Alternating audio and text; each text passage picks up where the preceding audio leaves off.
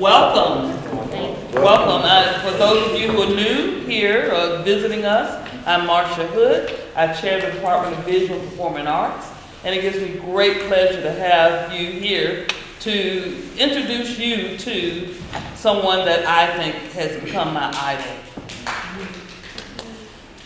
The guest we have with us today was the first African American to be in the Boston Pops and eventually the Boston Symphony Orchestra as a harpist. How many of you even ever heard a live harpist before? So you get a treat tonight because you're going to be at the concert, right? And the concert is at the Civil Rights Museum. Music majors, all you have to do is sign in. I'm buying your ticket.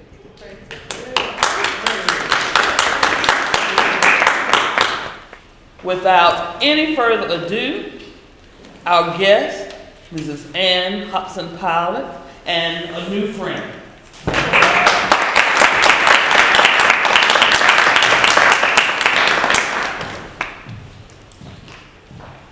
Good afternoon, everyone. Good afternoon. My husband and I have been here for 2 days, I think, but it feels like it's time to move in. We really enjoyed Albany, enjoyed our stay here, a wonderful tour yesterday of the Civil Rights Institute, and very much impressed with not only the city, but the people we have met here. So it's been a real honor to be here, and I look forward to our performance this weekend. That's actually tomorrow. I'm going to tell you a little bit about myself, but a lot about me is going to be on the film that you're going to see. So I'll make what I say brief, and then I'll tell you about what this is and what you're going to hear on the film, and also if you can go to the concert tomorrow. I started piano when I was 5 years old. My mother was a concert pianist, and when I got to be 14, I wanted to study an instrument that she couldn't teach me how to play. So I thought anyway. So I went to this school. I went to a very good school in Philly that offered all of the instruments of the orchestra. And all of the ones that I wanted to pick weren't available, but the teacher said, why don't you play the harp? It's similar in reading treble and bass clef, so you don't have to learn the alto clef or the clef. And you have both hands doing the same thing. So I started on the harp. It has its challenges. The first thing that those of us that went into the school had to do was to cut our nails all the way down. And then after that, when I started playing, my fingers got very sore, so I got blisters, and I had to get rid of the blisters. And of course, then after you get started to a certain point, you have to at least rent a harp, because you have to have something to practice on, and they're not readily available. And then, of course, after a certain point, you have to buy a car that'll fit a harp, which is generally at least a station wagon. But I went through all of those challenges, and when I got to be 18 years old, which was only 4 years after I started the harp, I was asked to play a performance at what they call the Latin Casino in Cherry Hill, New Jersey, with Johnny Mathis. And I think that solidified my love of the harp, because I was always a big fan of Johnny Mathis, so I got to work with him. That was a real thrill. After that, I continued studying and went out to Cleveland to school. And then I was offered the job as principal harp in the Washington National Symphony in D.C. And I was there for 3 years. And after that, Arthur Fiedler came to guest conduct us in Washington. And he called me into his room and said he really liked my playing, and there was an opening in the Boston Symphony for second harp and for principal in the Boston Pops. And he would like me to come to audition for the job. So I went and auditioned for the job and won it.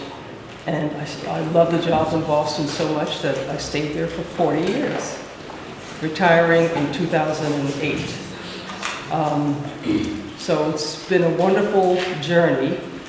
The film that you're going to see is called Hobson Pilot, A Musical Journey. The journey part of it took place in Africa.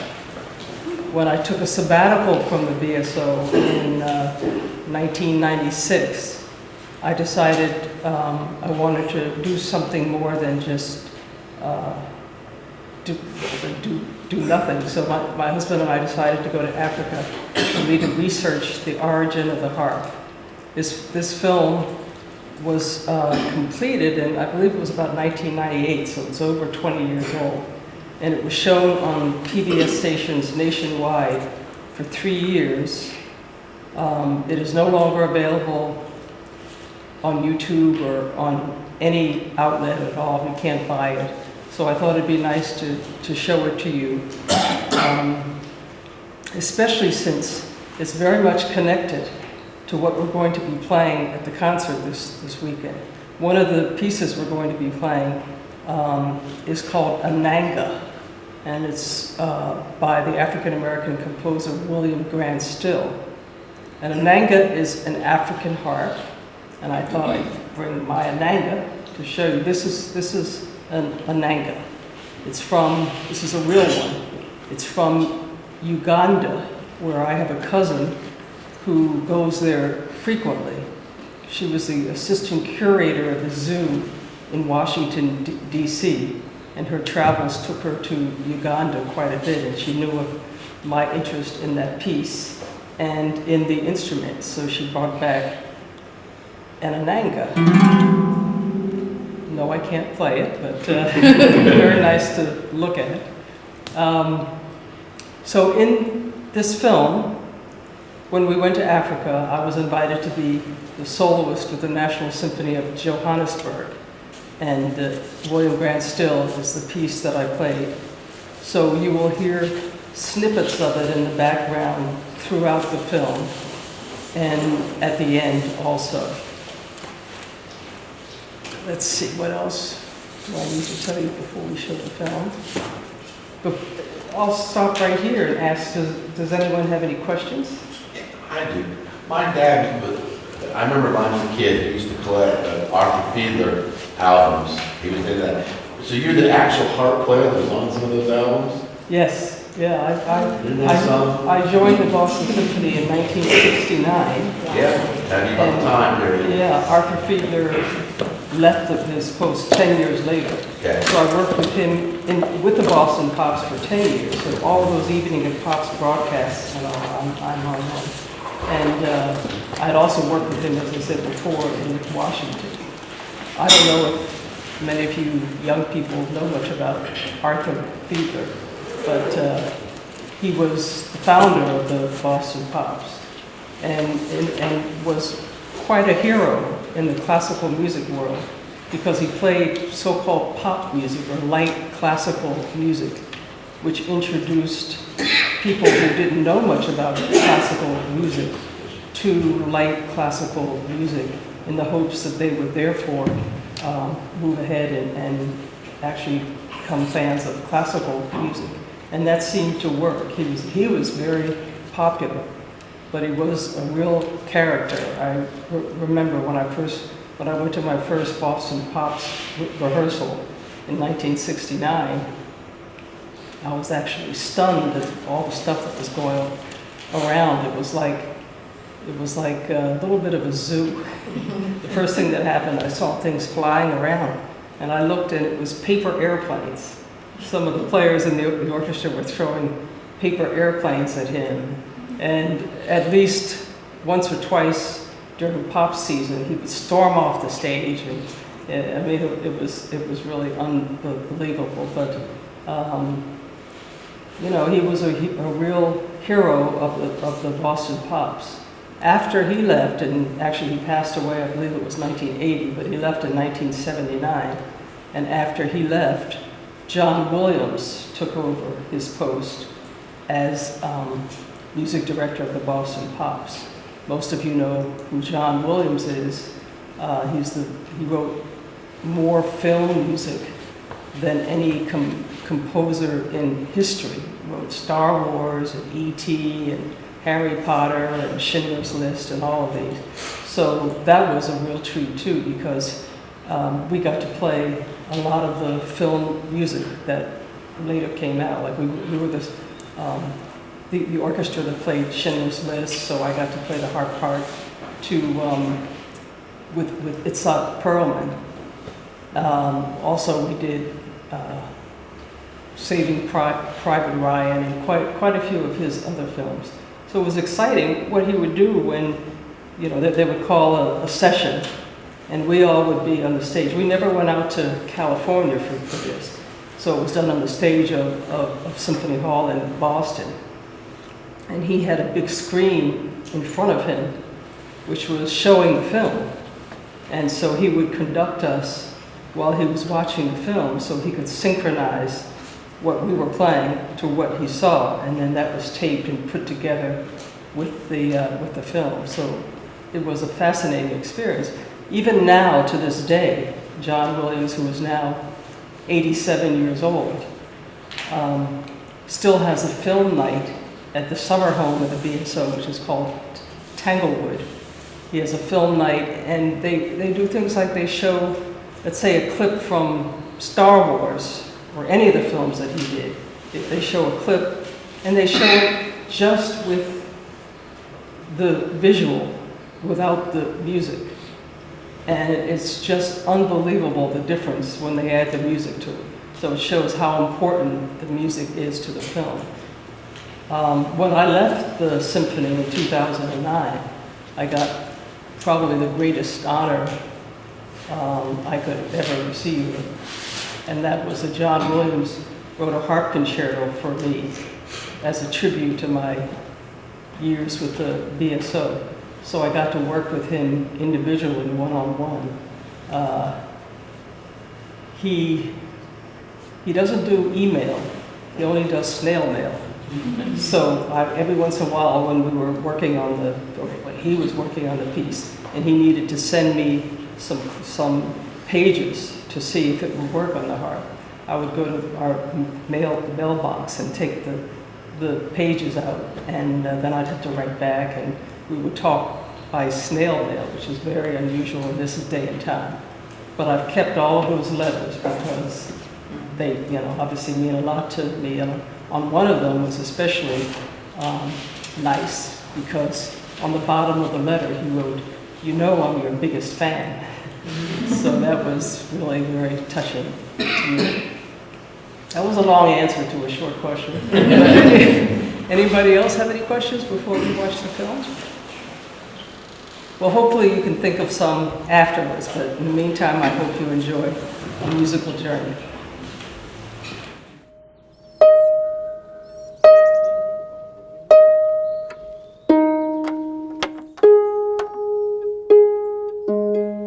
The harp is my life, and it has taken me on an incredible journey. My name is Ann Hobson Pilot, and I am the principal harpist of the Boston Symphony Orchestra. Harp in performances all over the world, it was only recently that I had the opportunity to journey to the continent of Africa, its place of origin.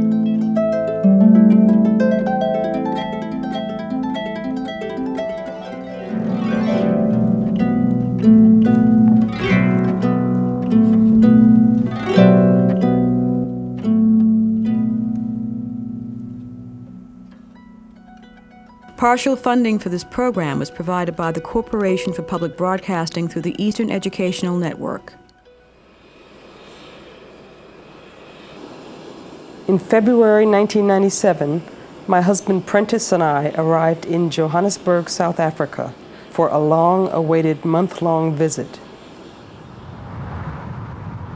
I was invited to perform with the National Symphony of Johannesburg, something that would have been unthinkable for a black musician in the days of apartheid.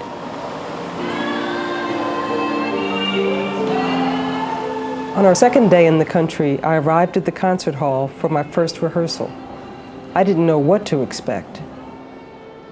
The conductor, a young American named Michael Christie, had trained at Tanglewood, the summer home of the Boston Symphony. So we had that in common. I did want to say I'm very happy to be here, and especially to play this piece. I guess a lot of you probably know William Grant Still is an African-American composer who wrote this piece based on an African harp. An inanga is a Ugandan harp, and it's based on African folk melodies.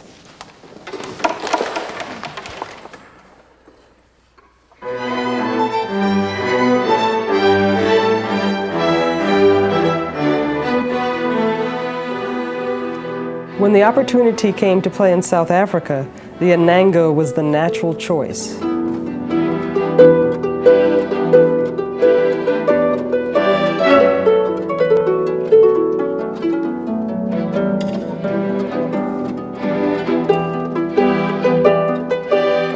The piece has always meant a lot to me. Now I had a chance to share it with the people of Johannesburg and to bring it back to the continent that inspired it.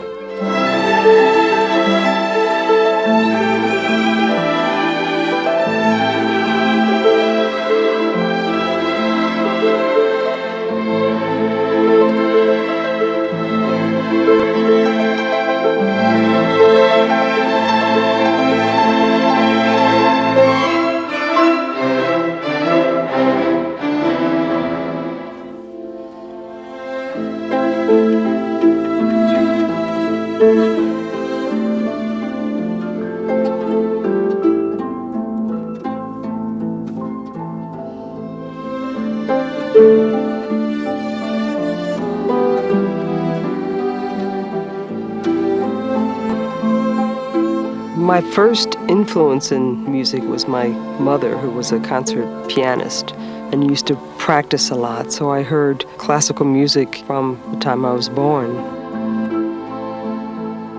I started piano at age 6, but I didn't really like it very much and never practiced at all. So when I got to be age 14, my mother said to me, "I'm going to stop your piano lessons because you don't practice." So I went to the music teacher at the school and said, "I'd like to take another instrument." And she said to me, "Why don't you take up the harp?" I started harp lessons and immediately loved it.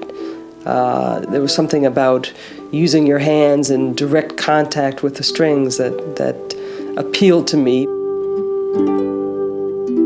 The harp teacher that I was working with at that time asked me if I'd be interested in pursuing the harp as a career, and of course my parents and I both were very nervous about that because there were no Afro-American role models at that time. After I graduated from high school, I went to a Salzedo harp colony in Camden, Maine. It was very awkward at that time because the harp was considered to be the instrument of white women with long blonde hair. So I was obviously the black sheep, if you will, of the harp camp. I was 17 years old, and all the girls around my age were starting to be interested in boys.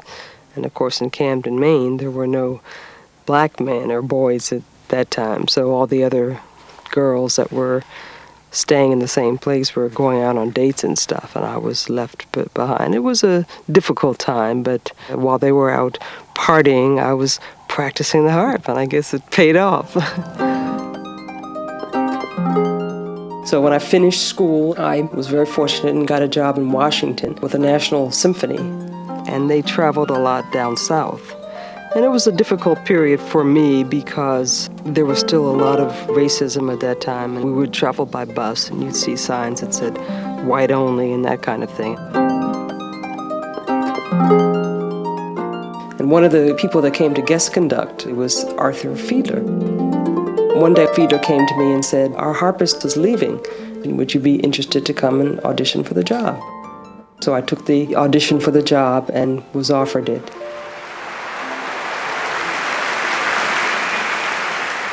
It's been a wonderful experience. Being in the Boston Symphony has given me the opportunity to play with some of the greatest conductors in the world, working with Eugene Ormandy and Leonard Bernstein.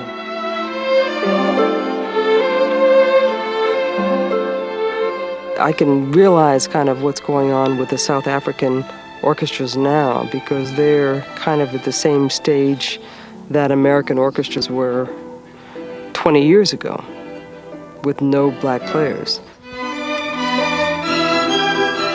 There are very few black players in the orchestra.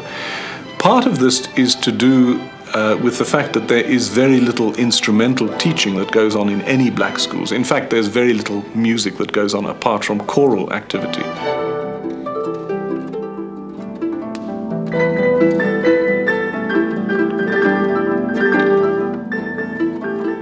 There's an oboist in Pretoria, and there are a couple of black and coloured players in Cape Town. But apart from those, I don't think any of them are in professional orchestras. Dee-da, da-da, dee-da, and then make sure these quarters are long in the second bar. Dee-da, da-da, dee-da-da. When black South Africans have the opportunity for music education and instrumental training, the situation will change. Hopefully, in 20 or 30 years, there will be blacks playing here.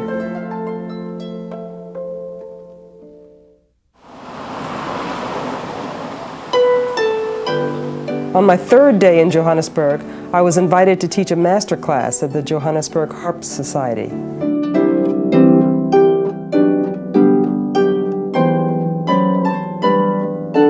I think that works well there, you know?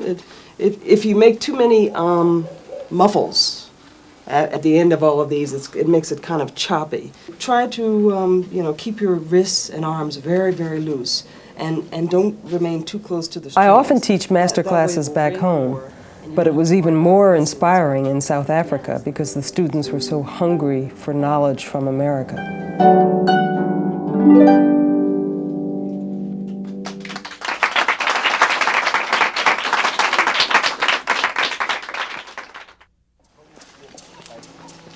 Later that day, Prentice and I went to the Lesedi village.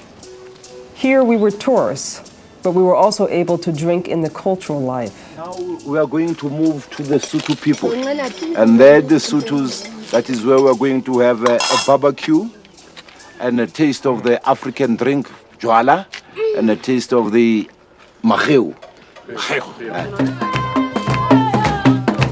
We were anxious to hear the music of Africa. To me, music is the heart of a place.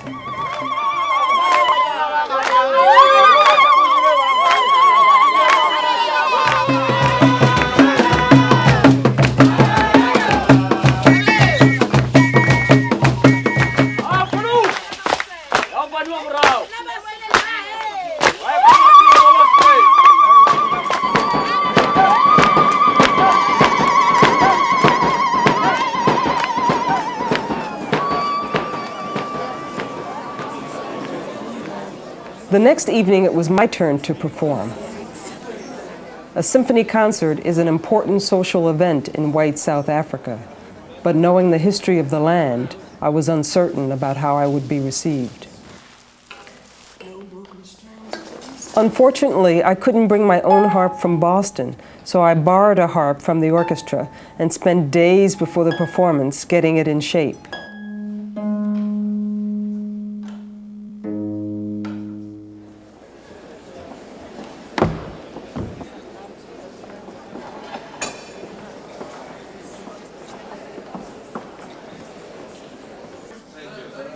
I think it's always the second day that's a little bit tighter.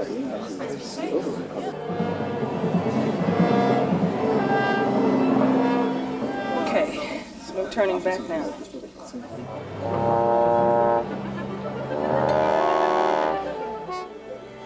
I usually play as part of an orchestra, but when I'm a soloist, it's more challenging.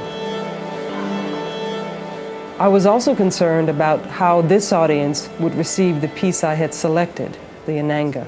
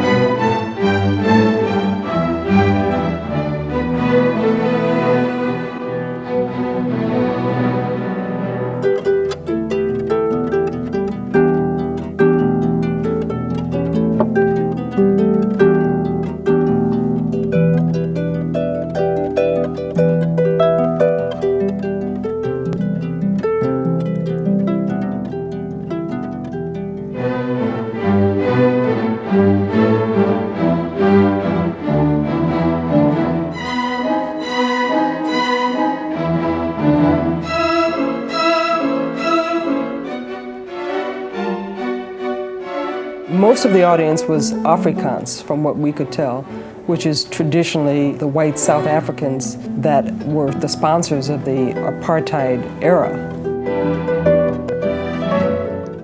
I had been concerned about the audience for a long time, ever since the concert was planned. But once I began performing, all my concerns about the audience went away. I was simply focused on the music that I was playing.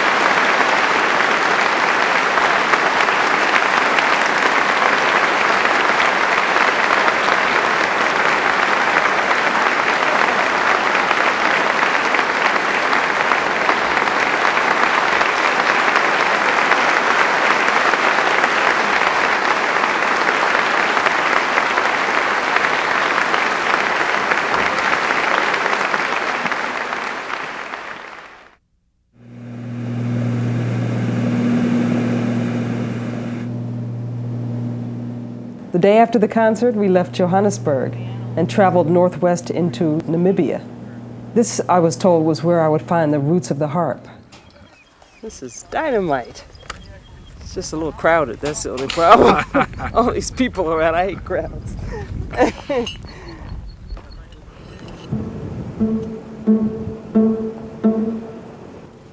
It's been exciting for me to come back to Africa, which is, I suppose, where my people sometime many, many years ago came from. My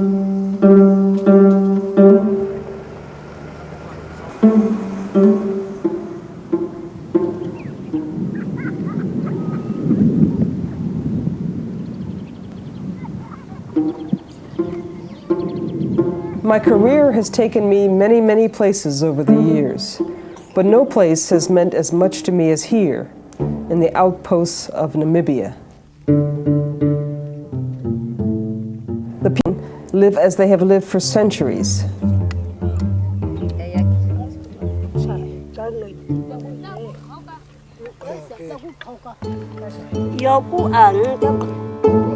At first, the place and people felt exotic to me, so very different from what I was used to. But when the music playing began, I felt oddly at home.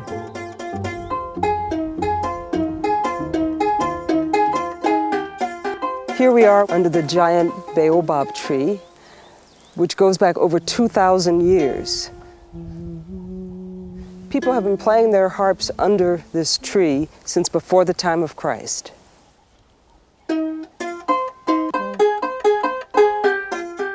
They play the owachi, which has 5 strings.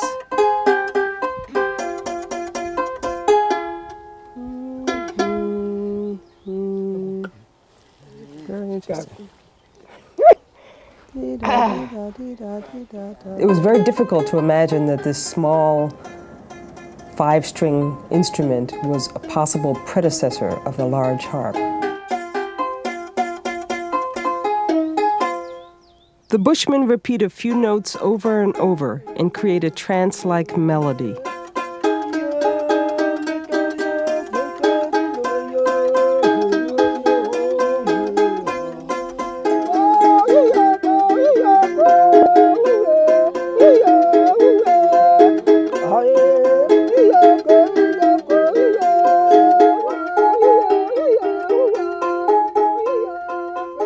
I had heard about the Sand Bushmen for years and seen videos about them, so it was very exciting for me to be there with them and to share music making.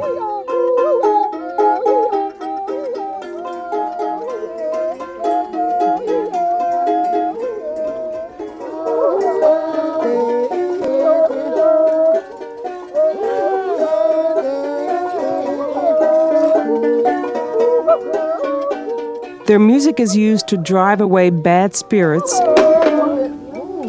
and to attract good feelings.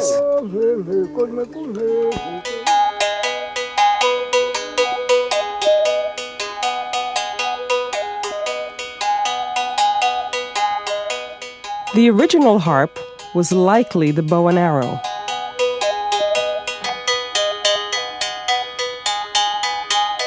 The Bushmen have cleverly adapted the bow into a musical instrument.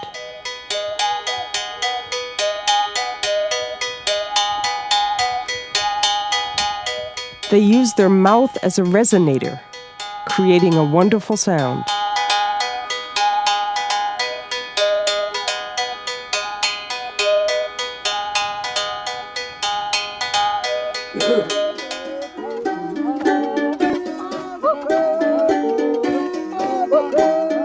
Playing music evokes certain feelings. And I think that they, being, I think, a little bit closer to nature than we as Americans, say, for example, are. We've gotten a little bit away from that. But it's my understanding that when they're sad, they play music that reflects that. And when they're happy, they play music that reflects that.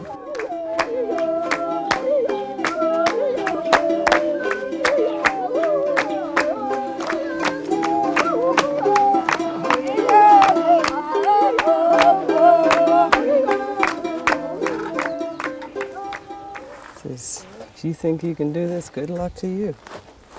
He does.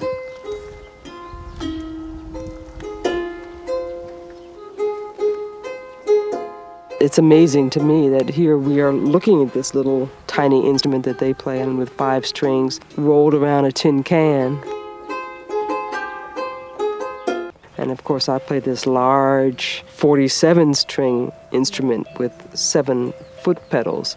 So it's mechanically very, very much more complicated, but still evokes the same kind of spirit from them as their music does. Yeah.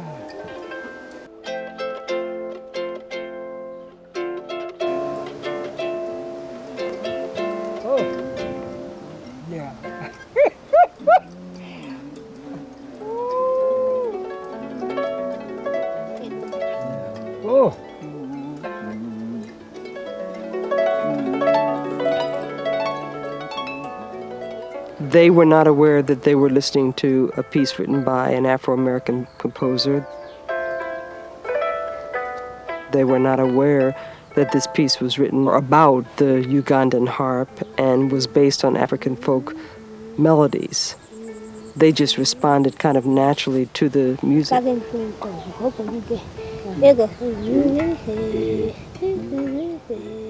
You have the two words, African American. So here we are, Americans who came from Africa, and we are returning something from America back to here to play for them. So for me, it was a very special experience.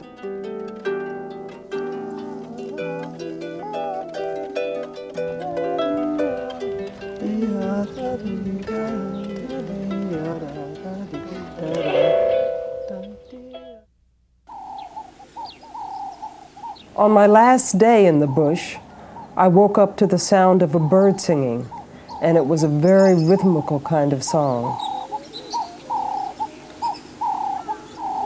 And when I heard the Bushmen playing their awachis, it was the very same kind of rhythm that they used. It kept repeating, just as the birds do. It's a fascinating sound, I think. It made the trip complete for me.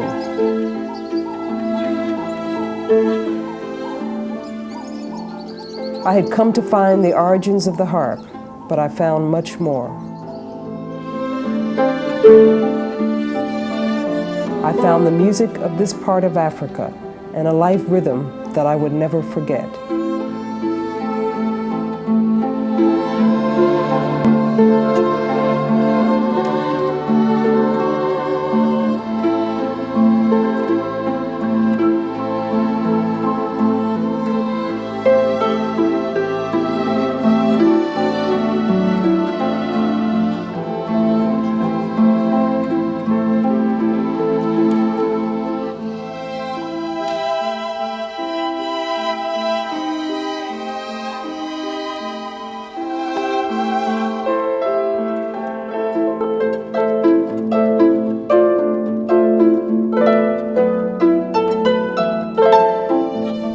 So, before we leave, if you have any questions you'd like to ask, I think she would be willing to answer a couple. Anyone have a question? I have one. How many hours a day, or how did you practice? What was your practice regimen when you were younger? I'm glad you added that part. Because it's not as strenuous now as it was then. I had to practice, I usually, depending on what I was preparing for. If I was preparing for a concerto or very difficult work, I would practice up to maybe 3 hours a day. I never was one of those 5 or 6 or 7 hours a day people, and I think that's why I've been able to play for as long as I am. I mean, there are a lot of harpists that are much younger than I am that had to stop playing because they got tendinitis or something. So I practiced as long as I needed to, which was usually between 2 or 3 hours a day. Mm.